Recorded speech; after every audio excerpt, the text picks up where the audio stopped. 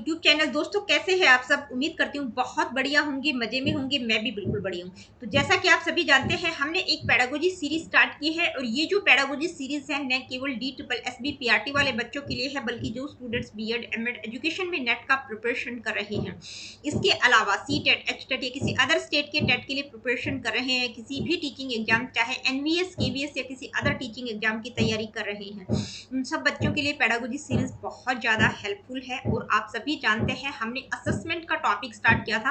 Assessment का मतलब क्या होता है, meaning, definitions, nature and characteristics, functions, assessment cycle और टाइप्स ऑफ असेसमेंट, ये सारे सब टॉपिक्स हम कवर कर चुके हैं। और आज की इस वीडियो में हम बात करेंगे पर्सपेक्टिव्स ऑफ असेसमेंट, या हम कह सकते हैं assessment for learning, assessment of learning and assessment as learning. ये जो तीन टर्म्स है, इन तीन टर्म्स से रिलेटेड क्वेश्चंस आपको किसी ना किसी टीचिंग एग्जाम में देखने को मिल जाता होगा। ये आप सभी जानते हैं। ये जो टॉपिक है पर्सपेक्टिव्स ऑफ असेसमेंट हम कह सकते हैं, या assessment for learning, of learning और असेसमेंट एज लर्निंग। ये टॉपिक आज का हमारा रहेगा, इसको बिल्कुल डिटेल में समझेंगे। ठीक है, ये क्या है, ये असेसमेंट के पर्सपेक्टिव्स है, यानी कि असेसमेंट किस किस तरह से हो सकता है। ठीक है, चलिए स्टार्ट करते हैं आज की इस वीडियो को। सबसे पहले बात करेंगे असेसमेंट फॉर लर्निंग के बारे में, यानी कि असेसमेंट फॉर लर्निंग का मतलब क्या होता है। तो असेसमेंट फॉर लर्निंग, देखिए फॉर का मतलब यहाँ पर क्या है, के लिए, यानी कि लर्निंग के लिए असेसमेंट किया जा रहा है। भाई बच्चे सीख रहे हैं और साथ साथ उनको असेस किया जा रहा है। तो असेसमेंट फॉर लर्निंग क्या है, ये एक ऐसा मेथड है असेसमेंट का जो कि थ्रू आउट लर्निंग प्रोसेस चलता है, ताकि बच्चों की स्किल्स और अंडरस्टैंडिंग को बेहतर किया जा सके, इंप्रूव किया जा सके। आप एक टीचर हैं, आप बच्चों को पढ़ा रही हैं, कोई भी टॉपिक आप पढ़ा रही हैं, ठीक है, उस टॉपिक से रिलेटेड साथ साथ आप बच्चों को चेक भी कर रही हैं। किसी भी बच्चे को उठाकर आपने कोई क्वेश्चन पूछ लिया, ठीक है, आप कोई क्विज बच्चों को दे सकती हैं, आप कोई छोटा मोटा असाइनमेंट दे सकती हैं, कोई कुछ भी, मतलब बच्चों को साथ साथ चेक कर रही हैं। तो ये क्या है, असेसमेंट फॉर लर्निंग। अब यहाँ पर आप क्या कर रहे हैं, आप तुरंत बच्चों को फीडबैक प्रोवाइड कर रहे हैं, और साथ ही यहाँ पर टीचर को भी पता चल रहा है कि भाई मैं जो बच्चों को समझा रही हूँ, क्या वो बच्चों को समझ आ रहा है कि नहीं, ताकि टीचर भी अपनी इंस्ट्रक्शनल स्ट्रेटेजीज को चेंज कर सके। तो असेसमेंट फॉर लर्निंग क्या है, एक प्रकार का फॉर्मेटिव असेसमेंट है। ठीक है, आप फोर से यहाँ पर इसको कनेक्ट कर सकते हैं, फोर और फॉर्मेटिव। ठीक है, फॉर्मेटिव असेसमेंट में क्या होता है, जब आप बच्चों को पढ़ा रही होती है तभी बच्चों को आप क्या कर रही है, फीडबैक भी प्रोवाइड कर रही है। तो असेसमेंट फॉर लर्निंग कई बार पूछा भी जाता है कि असेसमेंट फॉर लर्निंग किस प्रकार का असेसमेंट है, फॉर्मेटिव असेसमेंट है, समेटिव असेसमेंट है, प्लेसमेंट असेसमेंट है, डायग्नोस्टिक असेसमेंट है। ठीक है, तो ये क्या है, फॉर्मेटिव असेसमेंट होता है। रियल टाइम असेसमेंट भी हम इसको कह सकते हैं कि भी आप तुरंत बच्चों को असेस कर रही हैं, साथ साथ पढ़ाने के साथ साथ आप बच्चों को असेस कर रही हैं। तो असेसमेंट फॉर लर्निंग का पर्पस क्या होता है, यानी कि फोकस क्या रहता है, on improving students learning during instructional process. भाई पढ़ा रहे हैं आप, इंस्ट्रक्शंस बच्चों को दे रहे हैं, साथ साथ आप बच्चों को असेस कर रहे हैं, ताकि उनकी लर्निंग साथ साथ बेहतर हो जाए। ठीक है, कोई प्रॉब्लम वहां पर बच्चों को ना रहे। आगे बढ़ते हैं, अब हम बात करेंगे असेसमेंट फॉर लर्निंग के फीचर्स क्या होंगे, या हम कह सकते हैं कि भी असेसमेंट फॉर लर्निंग का पर्पज क्या है। तो ये पर्पज के रूप में आपसे जो है केवीएस की पेडागोजी में पूछा गया है। ठीक है, असेसमेंट फॉर लर्निंग का पर्पज क्या है। तो असेसमेंट फॉर लर्निंग के फीचर्स कह सकते हैं हम, या असेसमेंट फॉर लर्निंग का पर्पज भी आपसे पूछा जा सकता है कि भी असेसमेंट फॉर लर्निंग का पर्पज क्या है। ठीक है, या फीचर्स हम कह सकते हैं। तो क्या क्या फीचर्स हो सकते हैं, या इसका पर्पज क्या रहेगा, इनसाइट इनटू अंडरस्टैंडिंग, यानी कि जो टीचर्स हैं वो इस टाइप के असेसमेंट को यूज कर सकती है, ताकि उनको बच्चों की जो भी करंट नॉलेज की बात करें, ठीक है, करंट नॉलेज, स्किल्स और मिसकंसेप्शन है उनके बारे में उनको क्लियर अंडरस्टैंडिंग हो सकती है। भाई असेसमेंट फॉर लर्निंग का प्रयोग टीचर्स अगर करती हैं, यानी कि फॉर्मेटिव असेसमेंट का प्रयोग टीचर्स करती है, तो उनको साथ साथ पता चलता रहता है कि भी बच्चों को कहाँ पर क्या प्रॉब्लम है, बच्चों की स्किल्स, अंडरस्टैंडिंग्स, मिसकंसेप्शन के बारे में उनको क्लियर अंडरस्टैंडिंग हो जाती है। नेक्स्ट है गाइडिंग इंस्ट्रक्शंस। भाई टीचर को समझ आ गया कि बच्चे को कहाँ पर प्रॉब्लम है, जब टीचर को पता चल जाता है तो उसी के अकॉर्डिंग वो अपनी इंस्ट्रक्शनल स्ट्रेटेजीज को चेंज कर सकती है, और बच्चे को उनकी प्रॉब्लम कहाँ पर है उसके अकॉर्डिंग वो उनको गाइड कर सकती है कि भी बच्चा कहाँ पर डिफिकल्टी फेस कर रहा है। ठीक है, ताकि उनकी डिफिकल्टीज को एड्रेस किया जा सके, उनको उसी प्रकार से वो गाइड कर सकती है। नेक्स्ट है कॉन्टिन्यूस फीडबैक। तो ये क्या है, एक प्रकार का फॉर्मेटिव असेसमेंट है। असेसमेंट फॉर लर्निंग क्या है, फॉर्मेटिव असेसमेंट है। तो यहाँ पर तुरंत, मतलब बच्चे को जब टीचर पढ़ा रही है तो साथ साथ उसको फीडबैक प्रोवाइड करिए, उसकी स्ट्रेंथ और वीकनेसेस क्या है उनके बारे में वो बता सकती है। नेक्स्ट है इंक्रीजेस इंप्रूवमेंट, यानी कि इंप्रूवमेंट के लिए भी इंक्रेज करता है, कॉन्टिन्यूस इंप्रूवमेंट के लिए इंक्रेज करता है असेसमेंट फॉर लर्निंग, न केवल स्टूडेंट्स की हेल्प करता है, स्टूडेंट्स को ही फीडबैक प्रोवाइड किया जाता है बल्कि टीचर को भी फीडबैक मिलता है, टीचर को भी पता चल जाता है, जब वो बच्चों को पढ़ाती है तो उनको पता चल जाता है कि कहाँ पर बच्चे को समझ आ रहा है, कहाँ पर उनको प्रॉब्लम हो रही है। तो इससे क्या होता है कि वो अपनी इंस्ट्रक्शनल टेक्निक्स, अपनी स्ट्रेटेजीज को बेहतर कर सकती है ताकि बच्चों की जो लर्निंग है वो बेहतर हो सके। ठीक है, तो असेसमेंट फॉर लर्निंग क्या है? एक प्रकार का फॉर्मेटिव असेसमेंट है, रियल टाइम असेसमेंट है। इसके फीचर्स या पर्पज क्या होगा ये हमने समझा। अब कुछ एग्जांपल्स हम देखेंगे। ठीक है, आप लोगों से एग्जांपल्स भी पूछे जा सकते हैं। तो क्विज एंड टेस्ट ये किस प्रकार का एग्जांपल है? ये असेसमेंट फॉर लर्निंग का एग्जांपल है। भाई टीचर बच्चों को पढ़ा रही है, साथ साथ उनको कोई छोटी मोटी क्विज दे रही है या कोई टेस्ट उनका ले रही है, तो ये क्या है? एक प्रकार का असेसमेंट फॉर लर्निंग कहेंगे या फॉर्मेटिव असेसमेंट कहेंगे। क्लास डिस्कशन हो गया, इंटरेक्टिव एक्टिविटीज हो गई, ऑब्जर्वेशन और डिस्कशन, ये किसके एग्जांपल्स है? असेसमेंट फॉर लर्निंग के। और अब हम बात करेंगे असेसमेंट ऑफ लर्निंग। तो देखिए ऑफ का मतलब क्या होता है? का या की। ठीक है, यानी कि लर्निंग का असेसमेंट, लर्निंग हो चुकी है उसके बाद उसको असेस करना, ये क्या होता है? Assessment of learning.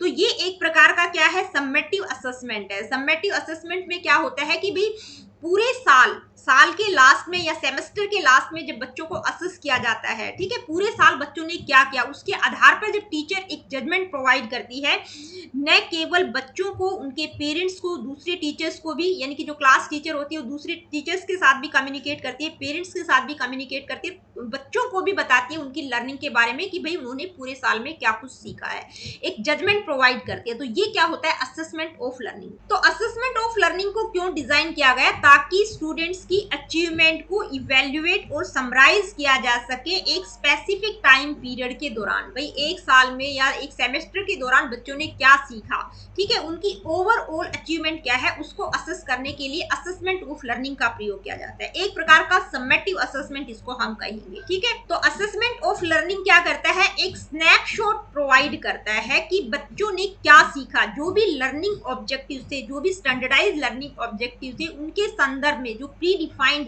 Learning objective थे उनको उन्होंने अचीव किया कि नहीं किया एक पर्टिकुलर टाइम पीरियड के दौरान। ठीक है, तो असेसमेंट ऑफ लर्निंग क्या होता है? समेटिव असेसमेंट होता है। आगे बढ़ते हैं, अब इसकी कुछ फीचर्स देखेंगे हम, या हम कह सकते हैं असेसमेंट ऑफ लर्निंग का पर्पज क्या है। तो ये क्या करता है?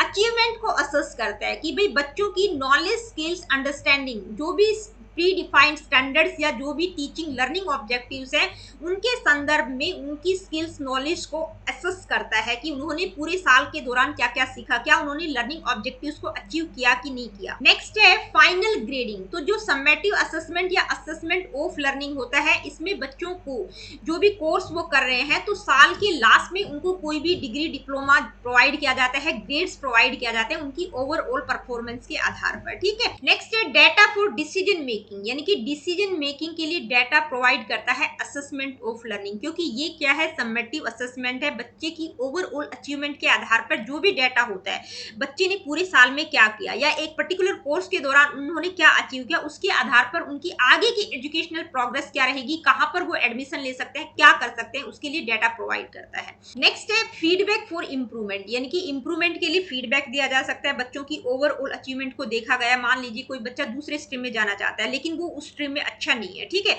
उस फील्ड में वो अच्छा नहीं है, तो टीचर उनको फीडबैक प्रोवाइड कर सकती है कि भाई आप इस फील्ड में जाएंगे तो ज्यादा बेहतर रहेगा। ठीक है, तो ये असेसमेंट ऑफ लर्निंग का हम पर्पज कह सकते हैं या फीचर्स क्या क्या रहेंगे। अब हम कुछ एग्जांपल्स को देखेंगे। तो देखिए असेसमेंट ऑफ लर्निंग एक प्रकार का समेटिव असेसमेंट है, तो उसके एग्जांपल किस तरह के रहेंगे, यानी कि जो ओवरऑल अचीवमेंट से रिलेटेड रहते हैं। एंड ऑफ टर्म, यानी कि जो साल के लास्ट में या सेमेस्टर के लास्ट में या यूनिट के लास्ट में जो एग्जाम्स लिए जाते हैं। स्टैंडर्डाइज टेस्ट जैसे एसएटी, स्कॉलस्टिक अचीवमेंट टेस्ट होते हैं जहां पर दूसरे बच्चों के साथ बच्चों का कंपैरिजन किया जाता है।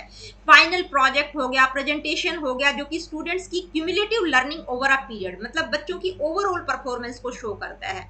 तो ये किसके एग्जांपल्स हैं? असेसमेंट ऑफ लर्निंग या समेटिव असेसमेंट भी इसको हम कहते हैं। आगे बढ़ते हैं, अब हम बात करेंगे असेसमेंट एज लर्निंग की। तो असेसमेंट एज लर्निंग का मतलब क्या होता है? देखिए एज का मतलब क्या होता है, यहाँ पर एज का मतलब होता है रूप में, ठीक है, यानी कि लर्निंग लर्निंग के रूप में असेसमेंट किया जा रहा है।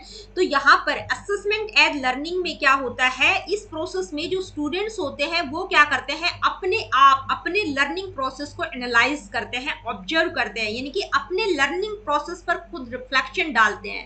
ठीक है, एक तरह से मेटा कॉग्निशन की बात की गई है, जहां पर जो लर्नर होता है वो अपने लर्निंग प्रोसेस को खुद एनालाइज करते हैं, अपने काम को खुद एनालाइज करना क्या करते हैं, students reflect on their work on a regular basis, usually through self and peer assessment and decide what their next learning will be. यानी कि खुद वो अपने प्रोसेस, लर्निंग प्रोसेस को एनालाइज करते हैं, वहां पर वो अपने साथी लोगों की भी मदद ले सकते हैं। ठीक है, तो असेसमेंट एज लर्निंग में क्या होता है, स्टूडेंट्स अपने लर्निंग प्रोसेस को खुद एनालाइज करते हैं। तो असेसमेंट एज लर्निंग की जब हम बात करते हैं तो ये किस चीज पर फोकस करता है कि भाई इसमें क्या होता है, स्टूडेंट्स क्या करते हैं, एक्टिव पार्टिसिपेंट्स के रूप में होते हैं, क्योंकि वो अपने लर्निंग प्रोसेस को खुद एनालाइज कर रहे हैं।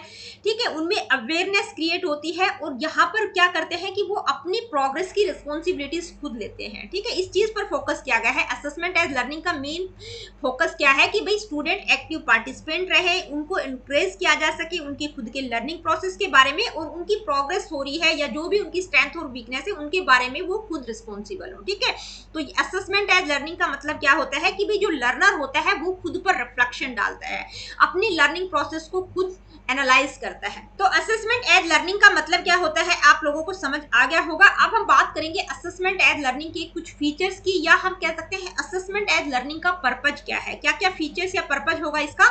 सेल्फ अवेयरनेस, यानी कि ये जो असेसमेंट एज लर्निंग है बच्चों को अवेयर करता है, खुद अवेयर करता है कि भी अपने लर्निंग प्रोसेस को खुद रिफ्लेक्ट करे, अपनी खुद की स्ट्रेंथ और वीकनेसेस को पहचाने। नेक्स्ट है सेल्फ रेगुलेशन। भाई ये जो असेसमेंट एज लर्निंग है बच्चों को सेल्फ रेगुलेशन के लिए प्रमोट करता है, कि बच्चों को इंकरेज करता है कि वो अपने खुद के लर्निंग ऑब्जेक्टिव सेट करे और फिर उनके अकॉर्डिंग अपनी प्रोग्रेस को ट्रैक करें, यानी कि वो आइडेंटिफाई करें कि भाई मैंने ये लर्निंग ऑब्जेक्टिव्स अपने बनाए थे इस पर्टिकुलर टॉपिक के, क्या मैंने इनको अचीव किया कि नहीं किया। ठीक है, नेक्स्ट है एक्टिव इन्वॉल्वमेंट। भाई बच्चा अपने आप को खुद असेस कर रहा है तो वो बिल्कुल एक्टिव होकर काम करेगा, यानी कि अपना असेसमेंट वो खुद एक्टिवली करेगा। ठीक है, एक्टिव रहेगा, पैसिव नहीं रहेगा, साथ ही वो अपने दूसरे साथी लोगों की भी हेल्प ले सकता है इस असेसमेंट में, उनसे भी वो सलाह ले सकता है। ठीक है, तो यहाँ पर क्या होगा, जब बच्चा अपने आप को खुद असेस कर रहा है, अपने आप को चेक कर रहा है, एनालाइज कर रहा है, तो इससे बच्चे की क्रिटिकल थिंकिंग और साथ ही इवेल्युएशन करने की जो स्किल्स हैं वो भी डेवलप होंगी। ठीक है, वो अपने आप को खुद इवेल्युएट कर रहा है। नेक्स्ट है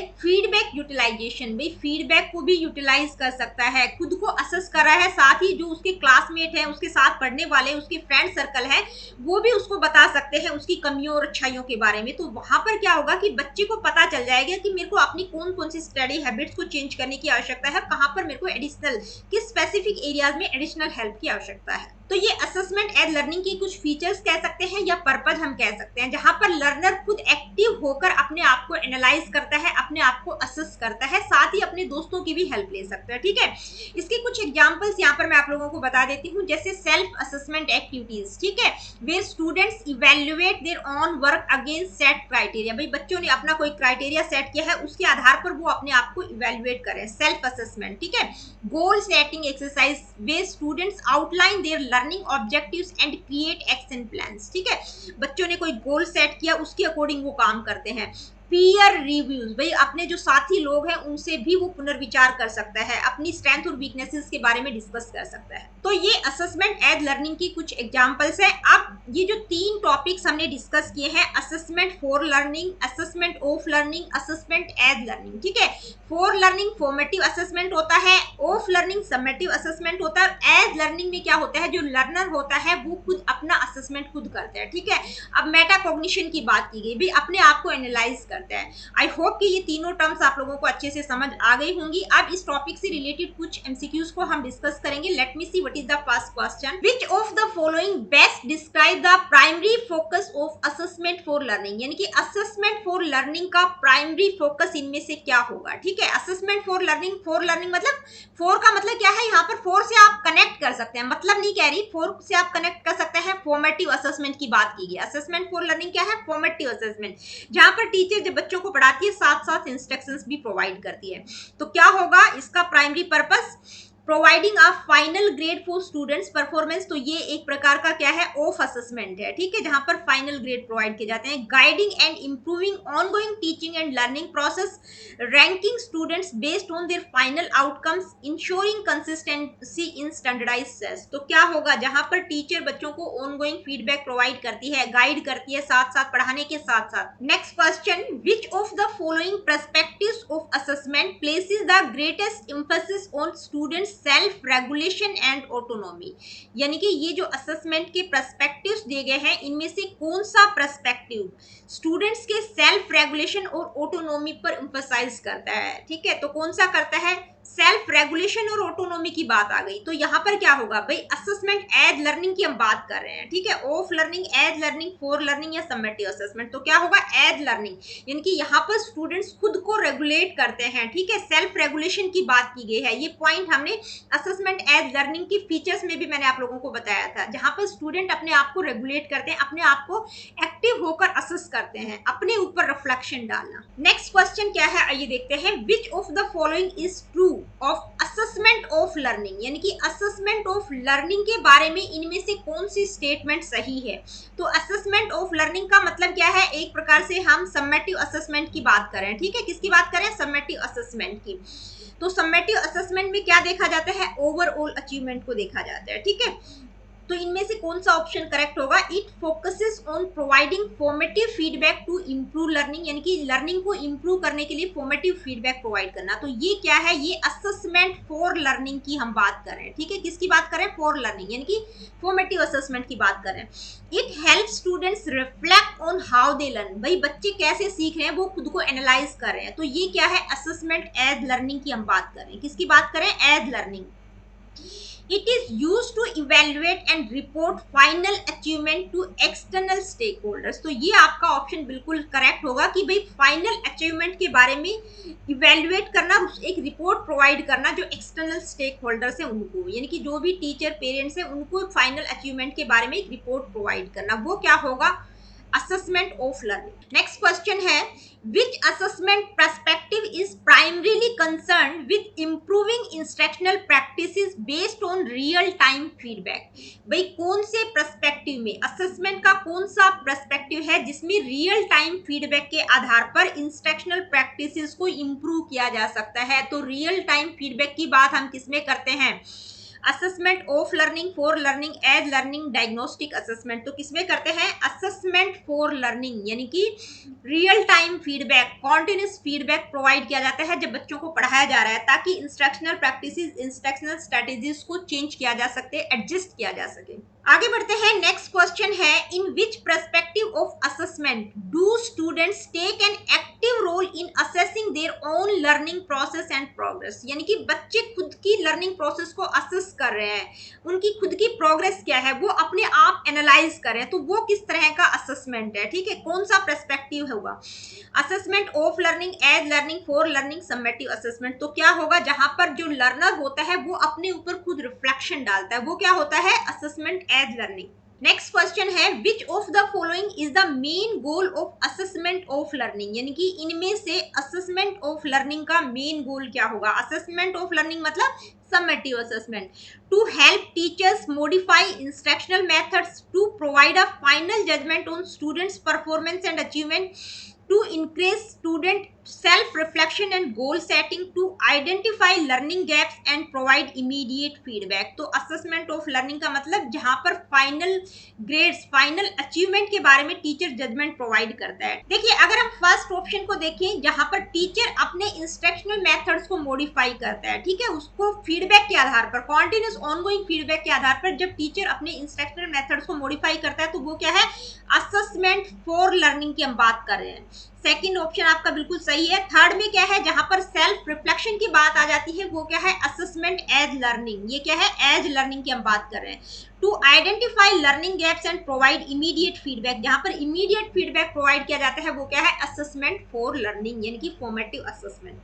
नेक्स्ट क्वेश्चन क्या है, आइए देखते हैं, assessment for learning is most closely associated with which of the following characteristics, यानी कि असेसमेंट फॉर लर्निंग की एक करेक्टरिस्टिक आपको यहाँ इनमें से बतानी है कौन सी होगी, ठीक है। असेसमेंट फॉर लर्निंग का मतलब फॉर्मेटिव असेसमेंट की बात की जा रही है। तो फॉर्मेटिव असेसमेंट आती दिमाग में आ जाना चाहिए कि जहां पर ऑनगोइंग फीडबैक प्रोवाइड किया जाता है, ठीक है।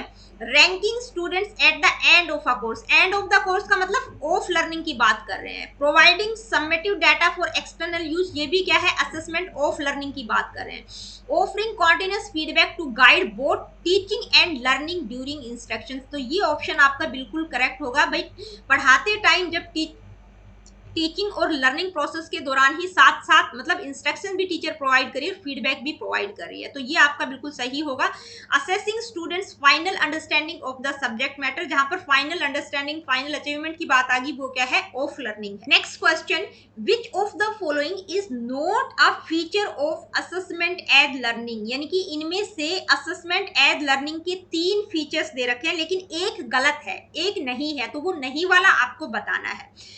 Teachers grading students based on predefined criteria, students using feedback to adjust their learning strategies, increasing students to monitor their own progress, promoting student reflection and self assessment, तो आपका पहला ही option गलत होगा, यानी कि teachers grading students based on pre defined criteria, यानी कि जो पहले से डिफाइंड क्राइटेरिया है उसके आधार पर टीचर बच्चों को जो ग्रेड प्रोवाइड करती है, तो वो एक प्रकार का असेसमेंट ऑफ लर्निंग की बात की जा रही है। बाकी जो 3 कैरेक्टरिस्टिक्स हैं वो किसकी है, असेसमेंट एज लर्निंग की है। आगे बढ़ते हैं, नेक्स्ट क्वेश्चन है, which of the following differentiates assessment for learning from assessment of learning, यानी कि असेसमेंट फॉर लर्निंग और असेसमेंट ऑफ लर्निंग में क्या डिफरेंस है, ठीक है, आपको डिफरेंशिएट करना है। तो यहाँ पर हम बिल्कुल जानते हैं कि भाई असेसमेंट फॉर लर्निंग का मतलब क्या होता है, formative assessment, assessment of learning क्या है, समेटिव असेसमेंट है, ठीक है। तो डायरेक्टली मैं आप लोगों को आंसर बता रही हूँ, असेसमेंट फॉर लर्निंग क्या है, formative, while assessment of learning is summative assessment. Next question क्या है, आइए देखते हैं, which perspective of assessment is most likely to involve students in setting learning goals and reflecting on their own progress, भाई student अपने learning goals को खुद set करता है